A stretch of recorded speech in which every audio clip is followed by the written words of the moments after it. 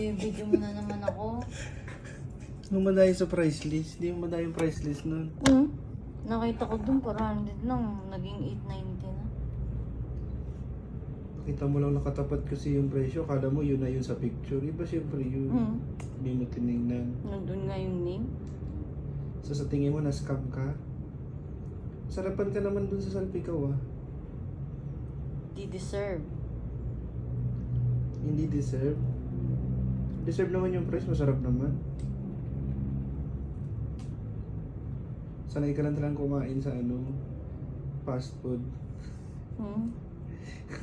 Di ba pwedeng sanay ako sa luto, kumain ng luto ko?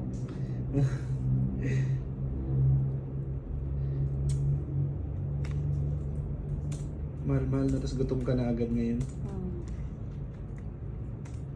Na-digest din yung pera mo. Tapos natatain na ako.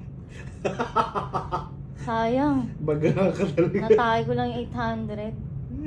899 ngayon plus VAT pa.